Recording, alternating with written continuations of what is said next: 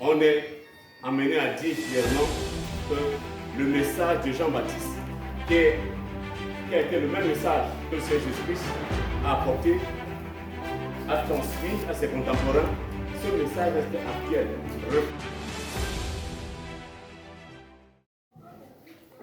Amen. Bien-aimés dans le Seigneur, avec ce texte de Matthieu 3 à 12, vraiment, à le décrypter, on peut prendre des jours et des jours pour le faire, parce qu'il est suffisamment riche.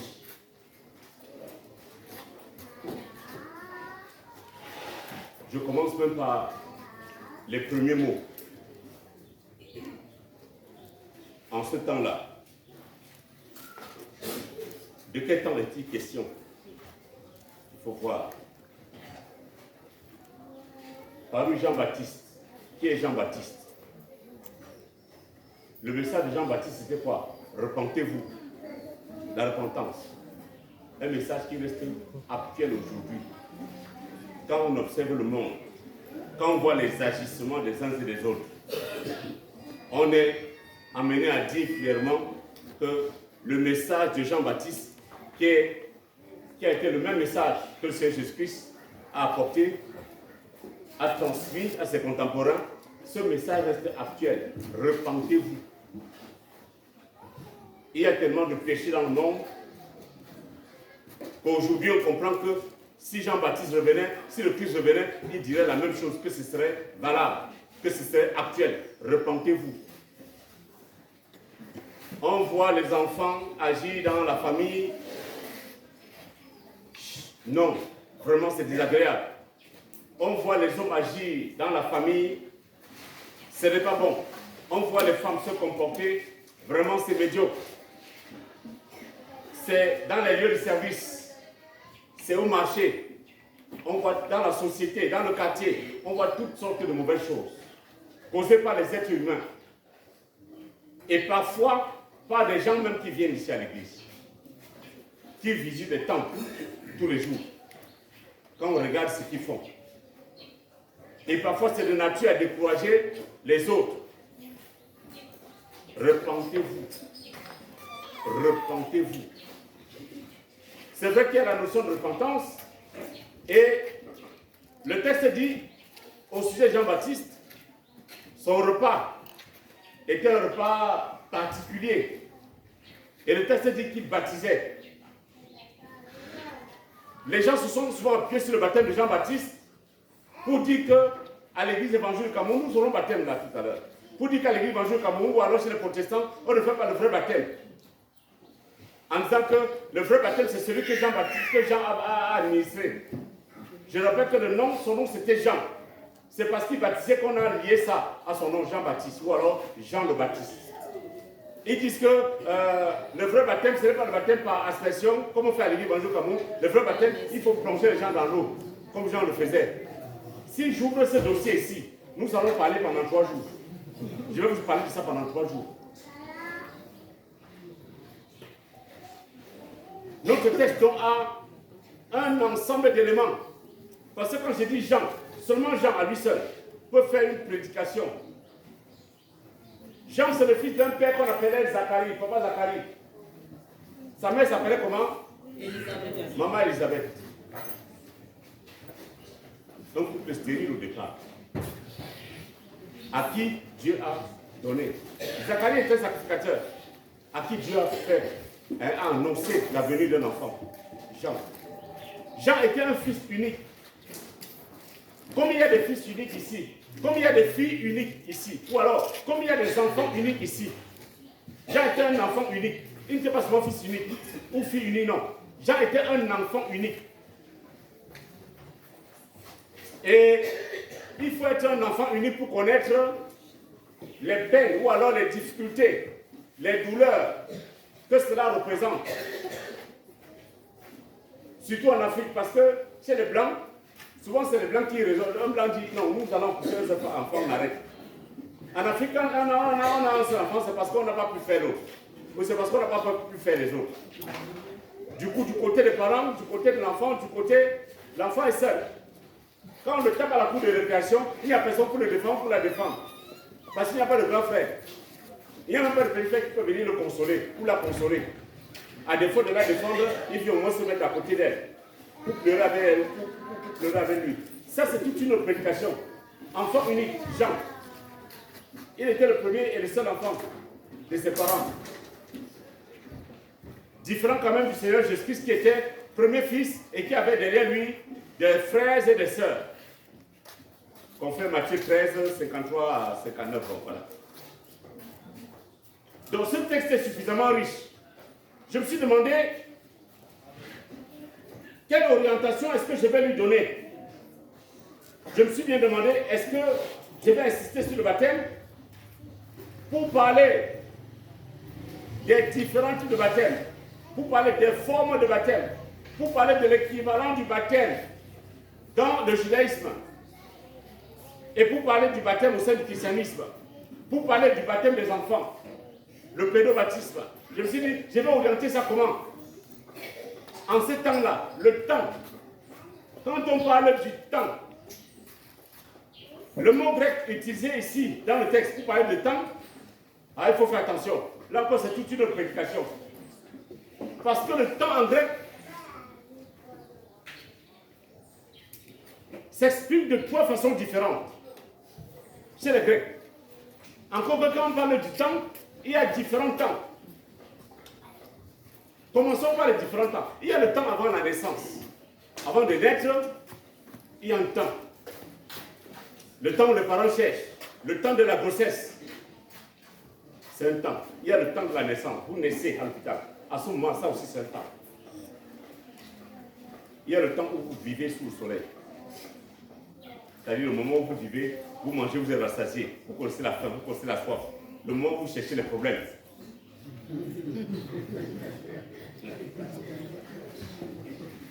Le moment où vous cherchez les problèmes.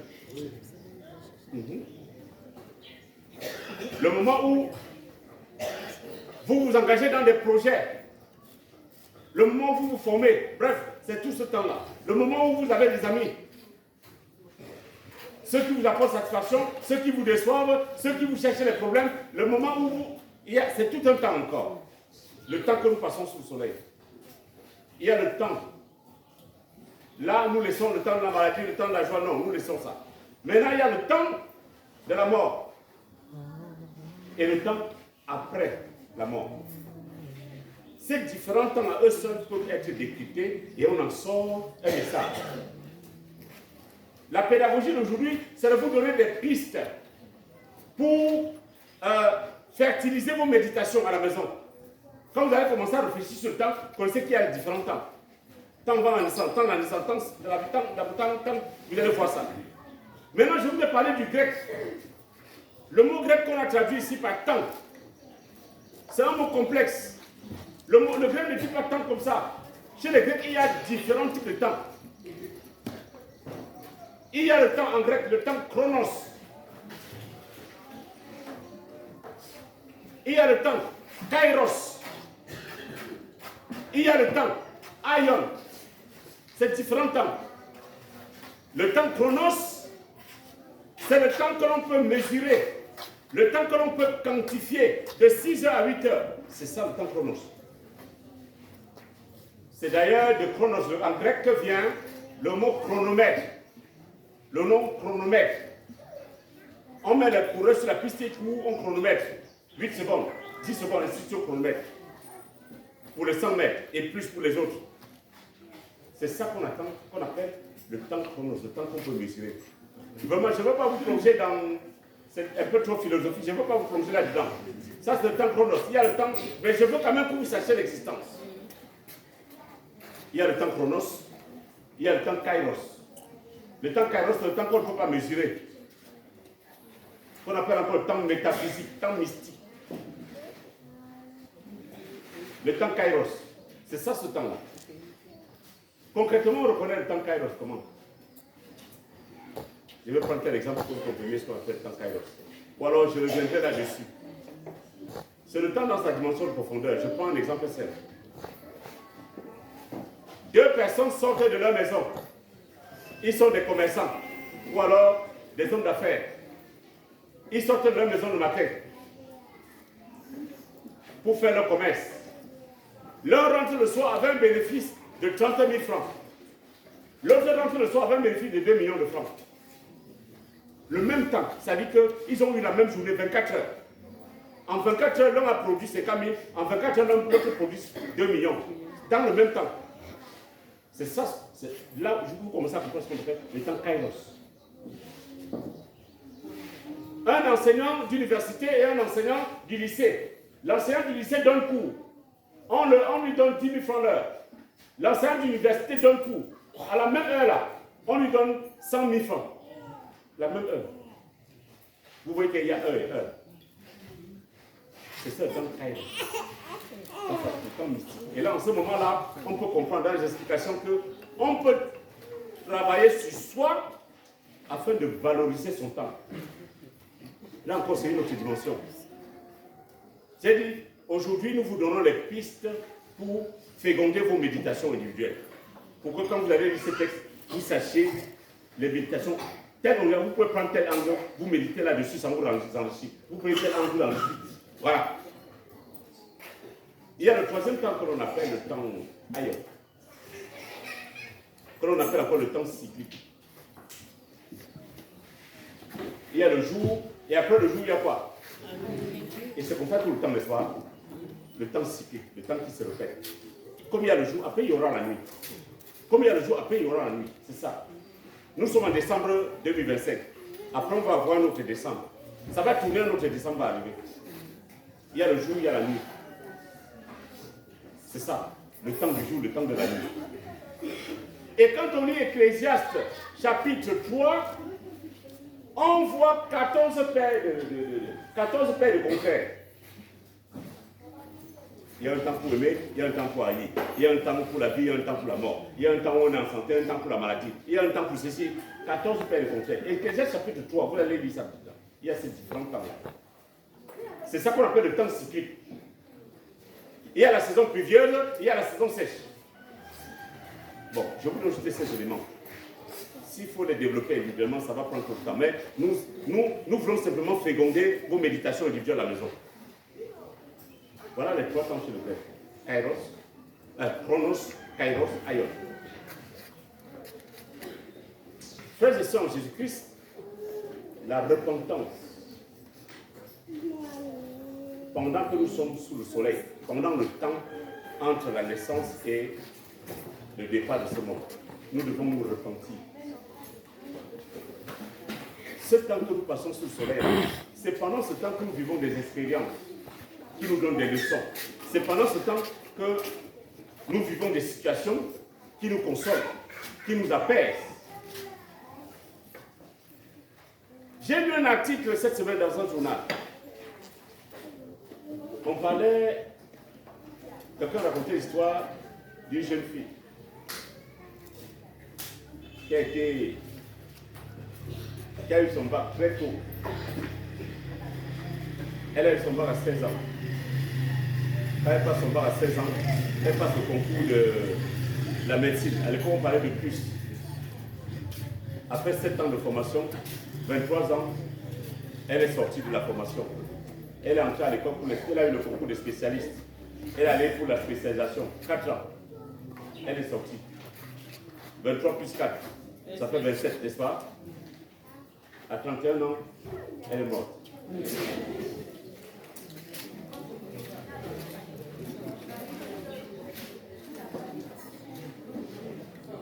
Un autre a eu le BPC, péniblement. À 28 ans, il s'est engagé dans les affaires. À 50 ans, il était multimillionnaire. Quand on dit multimillionnaire, ça veut dire qu'il avait au moins 25 millions dans son compte. Il a vécu sa vie paisiblement. Il y en a qui ont commencé très vite avec les activités professionnelles et qui ont arrêté très vite. D'autres ont commencé tard et qui ne sont... Bref, c'est pendant ce temps, entre la naissance et la fin, que l'on voit des choses comme ça. Et qui nous amènent à ne pas jalouser les gens. Quand cette jeune fille a passé son bac à 16 ans, le parent qui a un enfant de 25 ans à la maison, qui n'a pas encore le BPC, imaginez un peu.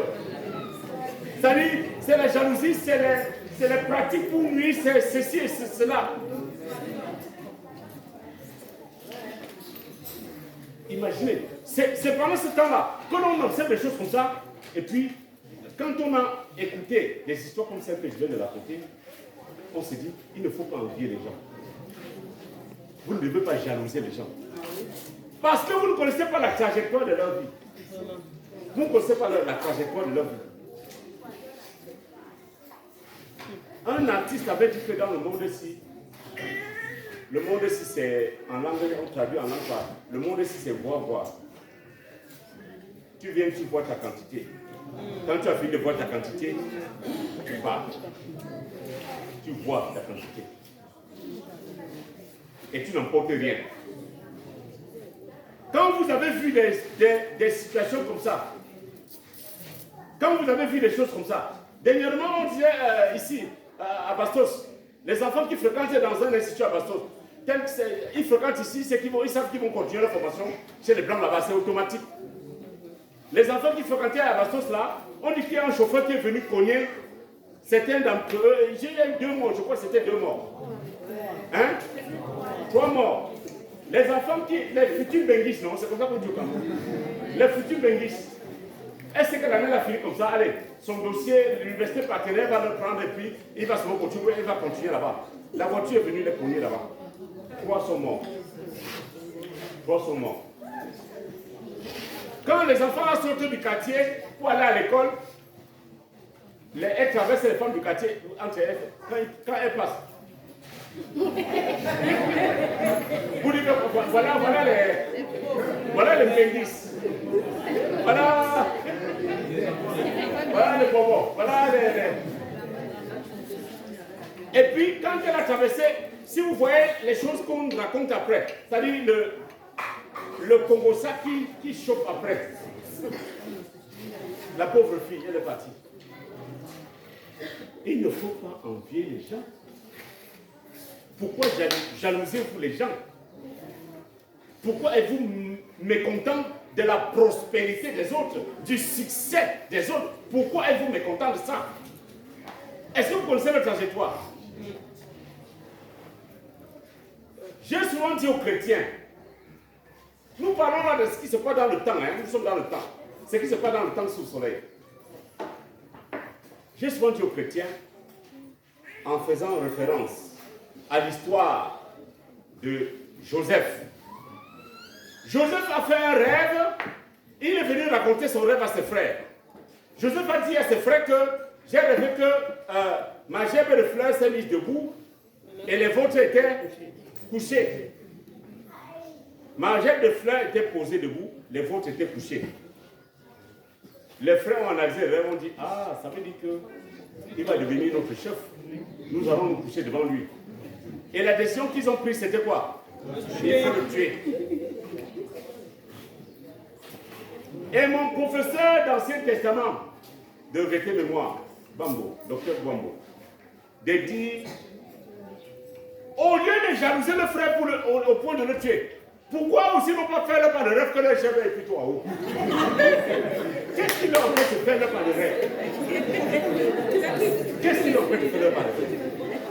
C'est quoi votre problème? C'est quoi? Repentez-vous. La jalousie qui est souvent dans vos cœurs là, il faut enlever ça. Repentez-vous. Laissez la jalousie.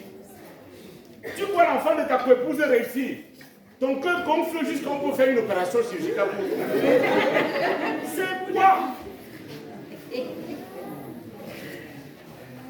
Demande ta part à Dieu. Devant une situation, devant un succès, devant la prospérité, devant la réussite, devant le développement de quelqu'un que vous connaissez ou que vous ne connaissez pas, demandez votre part à Dieu. Dieu a... Nous pensons que Dieu tient dans sa main la destinée de chacune de ses créatures. Dieu tient dans sa main ta destinée. Et ce sont tes péchés qui font que ta destinée, telle que Dieu l'a prévue, ne se réalise pas. Quand tu jalouses l'enfant de quelqu'un, tu n'as pas d'enfant va traverser. Tu bloques l'enfant de l'autre là pour que tu n'as pas d'enfant aille où? C'est comme ça. Voilà des gens qui veulent être en sécurité. Ils veulent être en sécurité, mais ils mettent la vie des autres en danger. Tu penses que tu peux être en sécurité quand tu mets la vie des autres en danger? Tu ne peux pas. Tu ne peux pas être en sécurité quand tu mets la vie des autres en danger. Le temps que Dieu nous donne de vivre sous le soleil, là, comme nous sommes déjà nés là, on ne peut plus rien faire. On est déjà nés, n'est-ce pas? Même si vous n'avez pas l'acte de naissance, vous êtes nés. Même quand on est déjà né là comme ça, le temps qu'on passe sous le soleil, ce n'est pas pour jalouser, ce n'est pas pour la méchanceté, ce n'est pas pour faire le mal, ce n'est pas pour... Non, c'est pour adorer le Seigneur, rendre grâce à Dieu. Pour s'émerveiller dans la vie des frères et sœurs, dans la vie des enfants de nos frères et sœurs, de nos coépouses et coépoux, dans la vie de... C'est pour rendre grâce à Dieu, le glorifier. Et pas pour tomber dans une logique de jalousie. Repentez-vous. Non, la méchanceté dans notre société a débordé les limites. Elle a débordé les limites.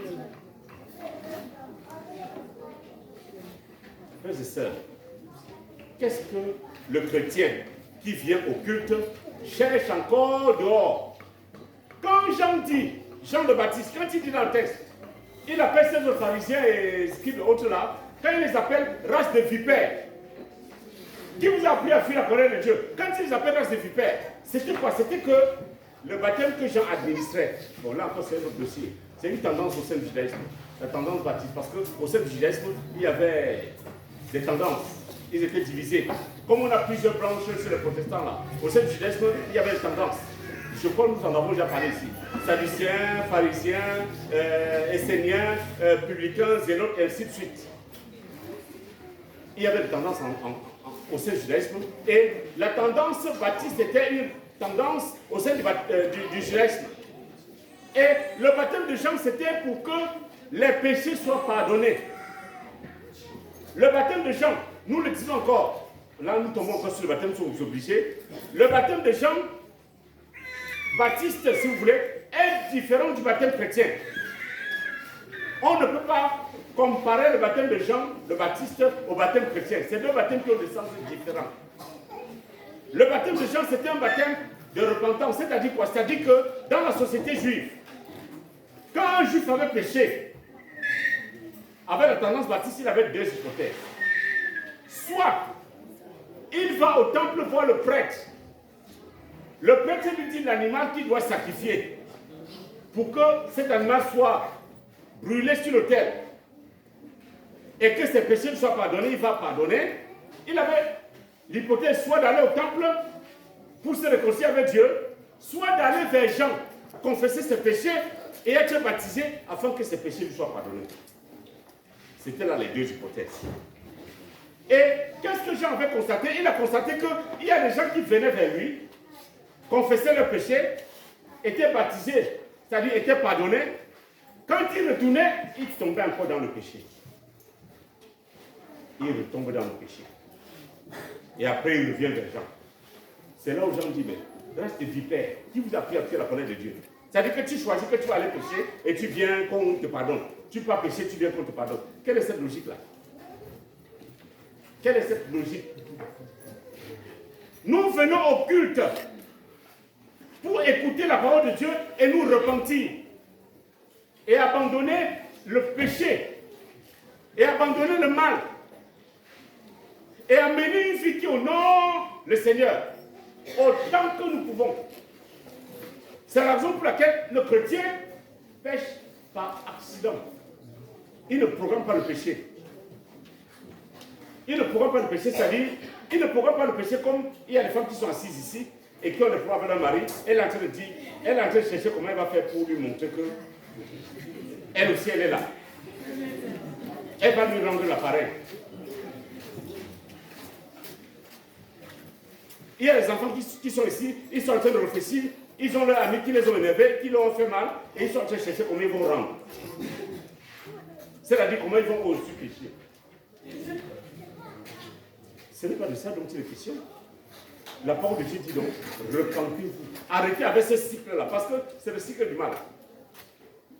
J'avais un professeur qu'on appelait le professeur Kamana, qui disait, de la même manière que le bien est bien, le mal est mal. Le mal est mal. Le mal est mal pour les autres, le mal est mal pour toi-même. Parce que quand tu fais le mal à l'autre, toi aussi, tu vas subir ce mal-là. La parole de Dieu dit d'ailleurs, le salaire du péché, c'est quoi? C'est comme ça.